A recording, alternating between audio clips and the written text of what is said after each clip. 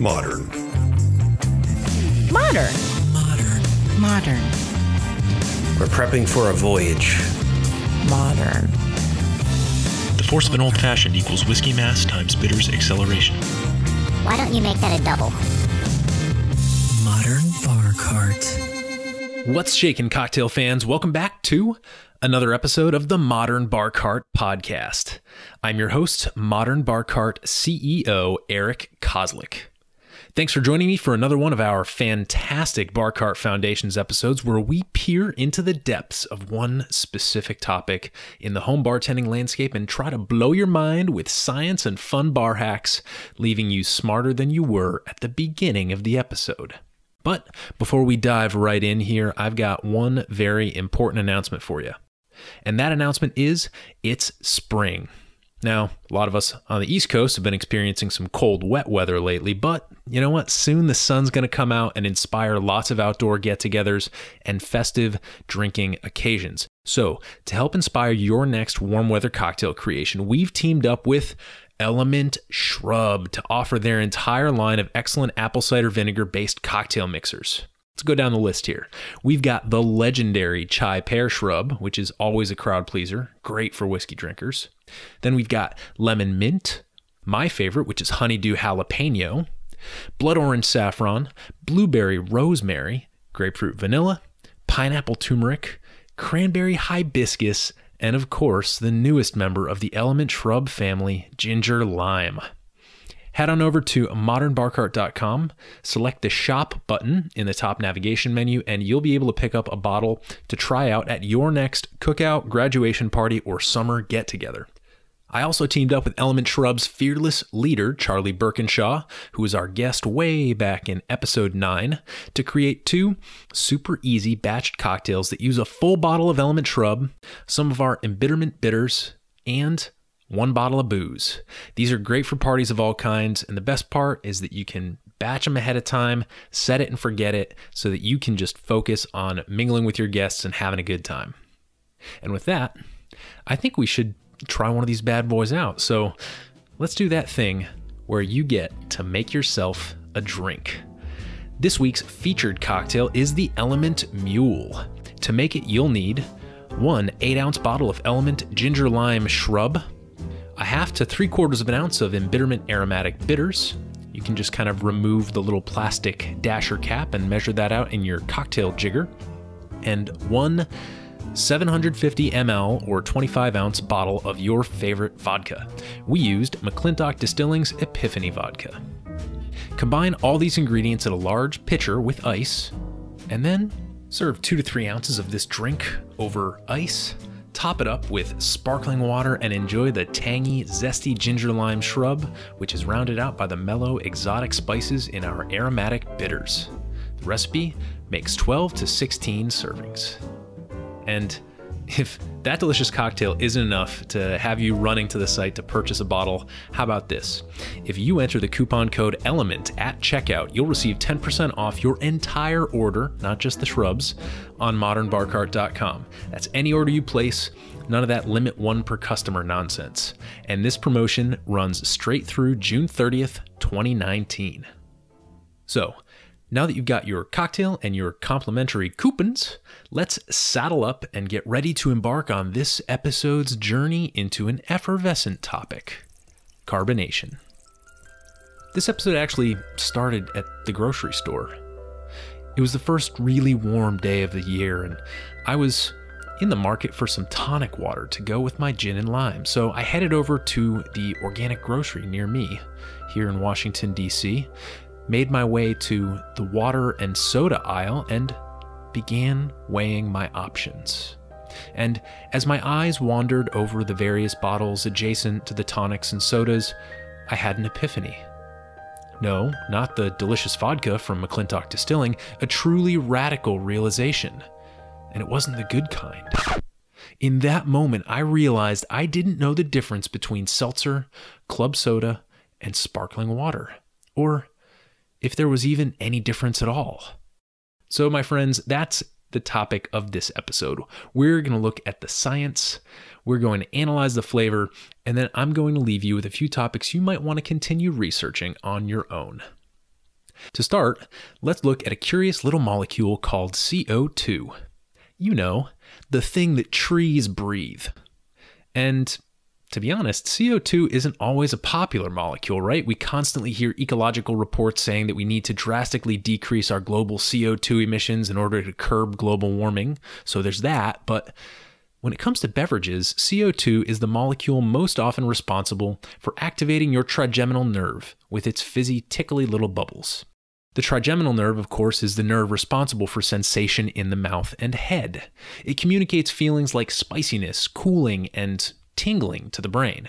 And the bubbles in your drink are there because at some point before it got to you, someone dissolved carbon dioxide in your water, producing a compound called H2CO3, aka carbonic acid. So if you've ever noticed that carbonated water tastes a little bit more acidic than normal water, you're right. And that's why. Acid. Now, there's a reason why carbonated beverages go flat when you leave them open, and that's because in order for CO2 to dissolve optimally and stay dissolved in water, the liquid has to be really cold but not frozen, and everything has to be done in a closed system under a great deal of pressure. When you first open your carbonated beverage, the CO2 starts to escape via the bubbles, and as long as your beverage stays reasonably cold and you consume it in a reasonable amount of time, you get the benefit of those nice tingly bubbles to spice things up. One great story about the history of carbonated water is that in 1767, before the United States was a thing, some British dude named Joseph Priestley decided he was going to suspend a bowl of water above a fermenting batch of beer. And if you know how fermentation works, you know that yeast produce two substances when they eat sugar: alcohol and CO2. So when Joseph Priestley came back to his water and tasted it, he found that it was lightly bubbly. And this, of course, was pleasant to him. Then he went about optimizing this process using bellows and various air bladders, and he would eventually go on to publish the rapiest sounding scientific paper ever, entitled Impregnating Water with Fixed Air. Now, I know the burning question for this episode is what distinguishes seltzer water from sparkling water from club soda? But I think I can explain that most effectively once we identify the other agents that create flavor in water, right? Of course, we all like to think about water as essentially flavorless, but that just ain't the case. The primary culprits that affect water flavor tend to be minerals that are dissolved in that water, either due to the mineral composition of the aquifer from which the water is drawn naturally, or, on the other hand, due to human intervention, for better or for worse. Lots of people like to fiddle with the chemical makeup of their water for a desired outcome. Starbucks does it with their coffee, brewers and distillers do it with their booze, and there's even this odd cultural notion that the water in New York City is somehow responsible for the quality of their bagels. I'm still skeptical of that last one, since the water in New York today is radically different than it was when the first bagels were boiled. But I do think it's safe to say that when you drink a glass of water, most of the time you're consuming more than just pure H2O. So, knowing that we like to dissolve stuff in our water to make it taste a certain way, let's talk about the differences between sparkling water, seltzer, and club soda. All you really need to know to be able to distinguish between these three products is A, whether the carbonation is natural or artificial, and B, whether or not any mineral flavoring components are present, either, again, naturally occurring or through human intervention. Let's start with seltzer, which is the simplest product of the bunch. It is A, artificially carbonated using forced CO2, and B, contains no added mineral compounds for flavoring. Plain seltzer is literally just water plus bubbles, which is why so many brands out there choose to use fruit essences to make it more interesting. Club soda is also artificially carbonated, so in that respect similar to seltzer, but unlike seltzer, it contains the addition of a compound called bicarbonate of soda, which gives it a specific flavor and sets it apart from seltzer and sparkling water. This is why it's really nice to use in your highball cocktails, because the bicarbonate of soda is actually going to make it a little bit more acidic and kind of play off the flavor profile of your scotch or your other whiskey. Finally, we've got sparkling water, often referred to as sparkling mineral water, which is definitely the most magical sounding. And in a perfect world, it is kind of magical because unlike the other two, sparkling water is naturally carbonated and bottled at the source, which is usually some sort of artesian well. As a result of all of these natural processes, sparkling water tends to be less aggressively effervescent than club soda or seltzer, but each different brand is going to have its own signature flavor due to the geologic mineral makeup of the aquifer from which it was taken. Of course, this paints a romantic picture of a water that comes to us with its own inherent qualities, completely devoid of human intervention. But the ugly truth is that, especially in most American markets, sparkling water contains some extra carbonation because we like big flavors and lots of bubbles. But that one fact aside, it's pretty easy to tell these three products apart, right? Seltzer is no flavor, human carbonated. Club soda is one predominant flavor, human carbonated. And sparkling water is natural mineral flavor, ideally naturally carbonated, but unfortunately, most of the time, especially here in the US, they're forcing a little extra in there. We should also, in this conversation, I feel, mention tonic water. And the reason why I'm only going to give it a brief mention here is because I think it deserves its own episode. It's got a rich history, some interesting ingredients and medicinal properties, and it also contains sweeteners, which I think puts it outside of the water plus bubbles category that we're currently playing in. So we're going to put a pin in seltzer and instead jump into a really fun comparative tasting of a few of these beverages we've been discussing. Let's go. So first thing to know about this curated sparkling water tasting is that we've got 4 different types of sparkling water here. 4 different bottles, I should say. First, we have a can of unflavored La Croix, or some people know it as LaCroix. That'd be the American pronunciation. I'm half French Canadian, so I have to say it, La Croix. Right? And now, on the can, this says sparkling water, but I really think that this is one situation where the folks at La Croix know that their audience is going to respond better to sparkling water than to seltzer, right? Sparkling water just sounds sexier. I'm pretty sure it's just seltzer, and I don't think here in the United States there's any real penalty for calling something sparkling water versus seltzer. Next up, we've got Q Club Soda, made by Q Tonics and Sodas. Pretty ubiquitous craft brand around the US. If you have a higher end grocery, you'll probably be able to find this Q. So that is going to be our club soda example. And interestingly, we'll get to the ingredients in a second, but it does not contain bicarbonate of soda, which I did not realize until I got home. Then we have the Mountain Valley sparkling water. It's sparkling spring water. And then we have another popular brand, Topo Chico, sparkling mineral water. So we're going to kind of walk through here. I'm going to start with a visual analysis. Now, I think it's important to note that these are all coming out of the bottle pretty cold. My fridge is currently set at 39 degrees Fahrenheit, so that's relatively cold, only 7 degrees away from freezing.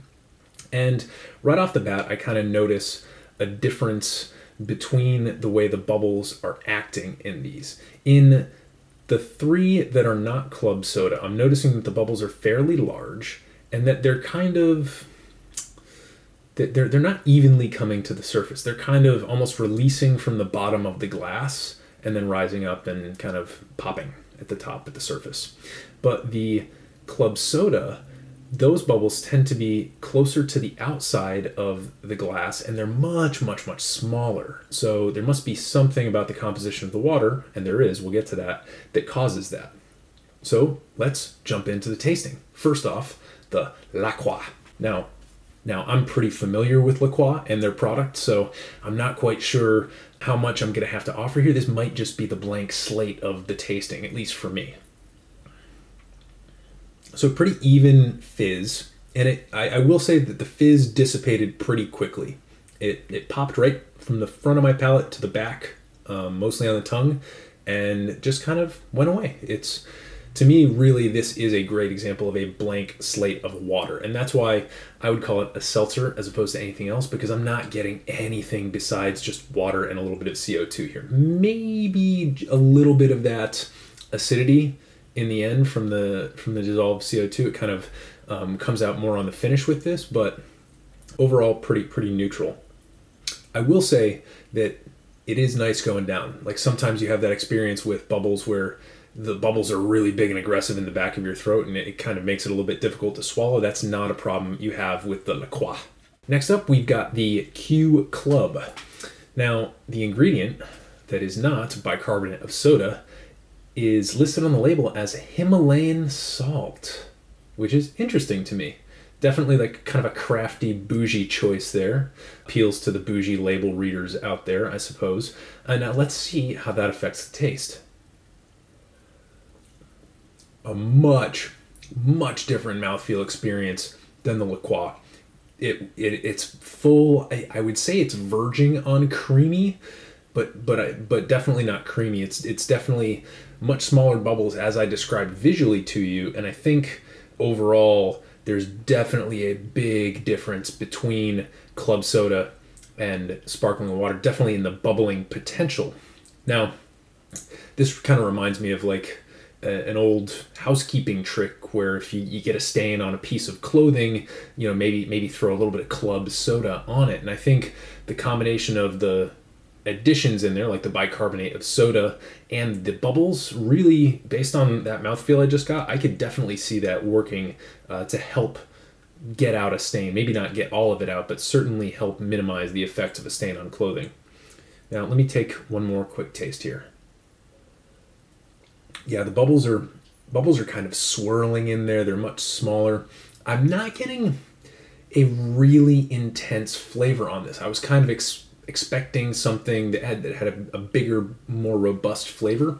So maybe if you're out at the store and you're looking for a club soda that's going to have that real bold flavor, look for something with a bicarbonate of soda instead of something like Himalayan salt. I do get a little bit of that salinity on the far end of the finish, but I also think that could maybe just be a little ploy to keep you drinking more of it, right? Salt makes you a little thirsty, so I don't know what the marketing geniuses over at Q are thinking up for this, but I don't know, just an idea. Next up, we've got the Mountain Valley Sparkling Water. Now, I really like the label on this one because they went through a lot of trouble to disguise the fact that it comes from Arkansas. They've got, since 1871, we've bottled it right here in a remote valley in the Ouachita Mountains, USA.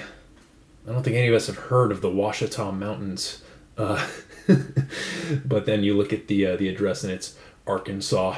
I think Walmart ruined Arkansas for our cultural consciousness of high quality products or anything kind of crafty.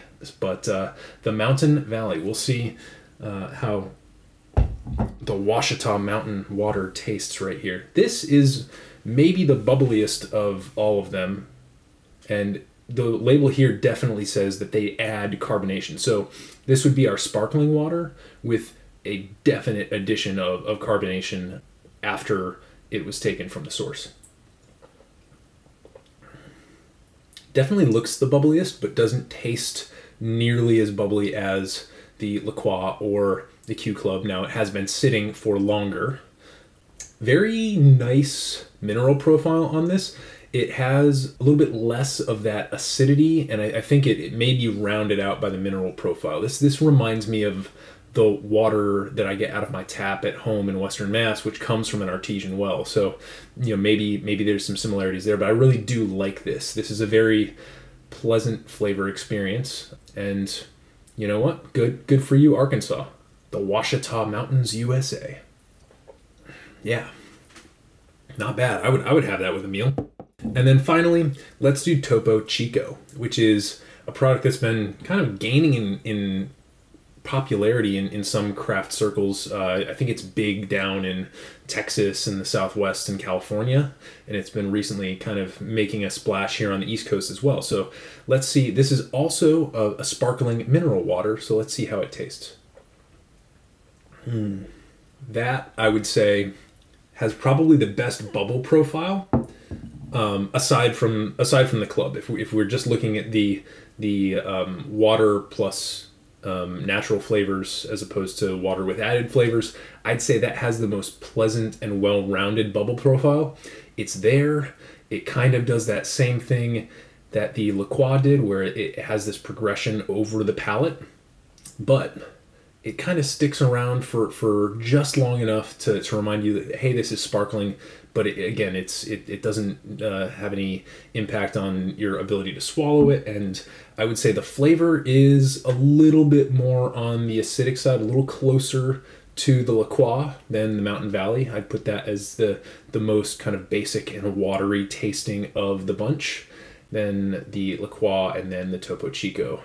And then, of course, with the addition of that sea salt, or the Himalayan salt, the Q Club is definitely the most flavorful of the three, even though really what we're talking about here is just water. Overall, wasn't quite sure what was going to happen during this tasting.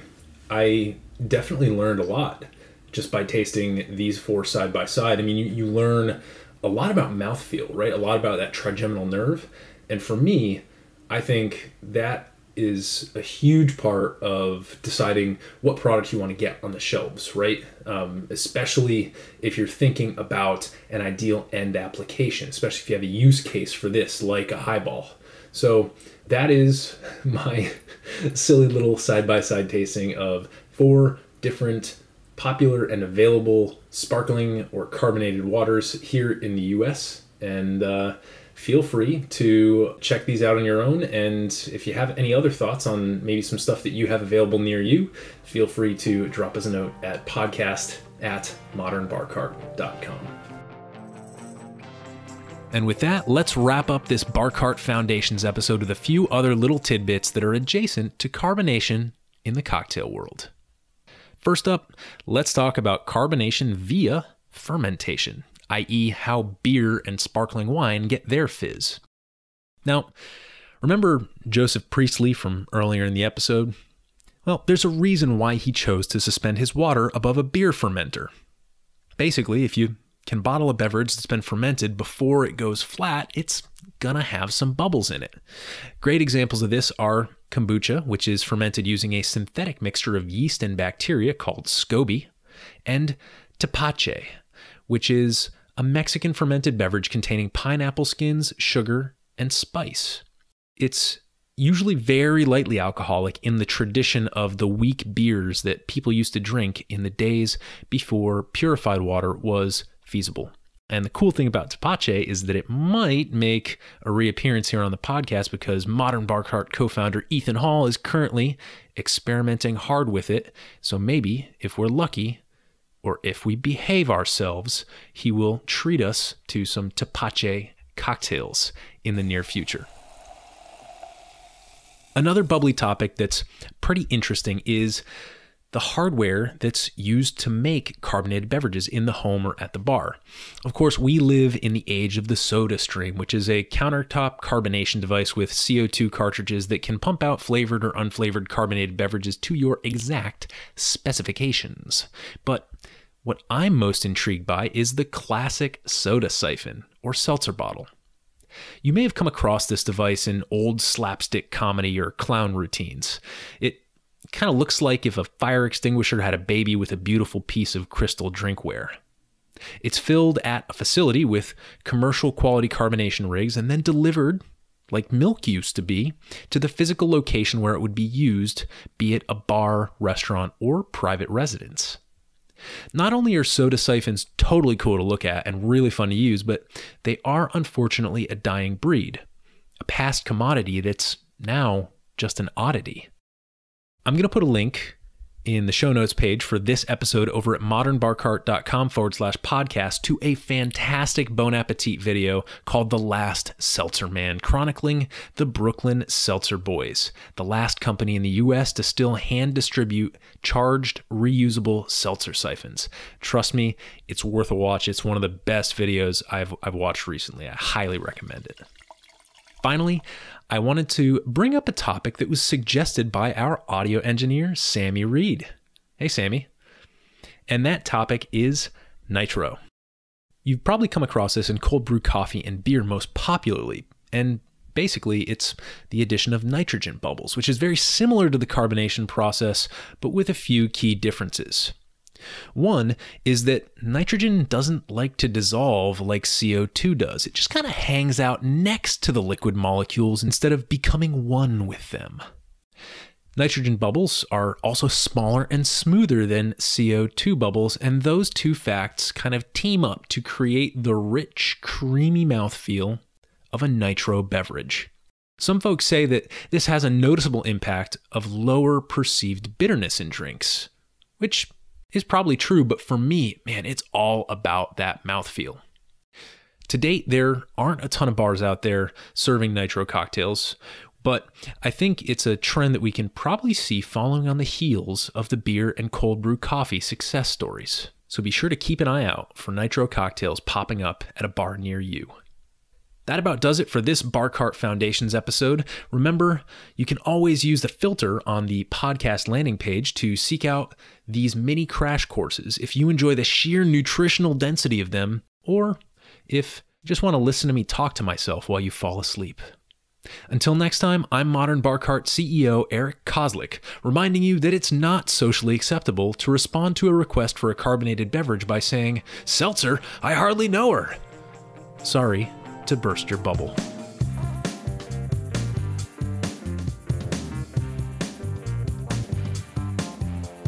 Hey everybody, thanks for listening. If you enjoyed this episode, there's two big things you can do for us here at Modern Bar Cart. One would be to tell your friends and family if you think they'd enjoy listening to us talk about cocktails. And if they don't download podcasts, they can always stream our episodes on their desktop directly from the show notes page at modernbarcart.com. The other thing you can do to help would be to head on over to iTunes or wherever you download your podcasts and leave us a review. 5 stars are great, but we're more interested in your feedback. And the beauty is, the more reviews we have, the easier it will be for other folks out there to learn about our show. We're trying to start a cocktail revolution here, and by spreading the word, you're helping us fight the good fight. You can always reach us by emailing podcast@modernbarcart.com if you're looking for cocktail or bartending advice, or if you're a pro who would like to pull up a mic and be interviewed for all to hear. Also, definitely follow us on Instagram and Facebook at Modern Bar Cart for cocktail porn, recipes, and entertaining tips. And keep an eye out for new product releases and special offers, which are happening all the time. We love our listeners, and we really enjoy giving you exclusive discounts and sneak peeks at our latest and greatest cocktail projects. This episode may be over, but for you, the mixological fun and adventures are just beginning, so remember, folks, drink responsibly and experiment boldly. This episode was made possible with editing and production assistance by Samantha Reed and a little bit of carbonated magic by yours truly. This has been a Modern Bar Cart production, copyright 2019.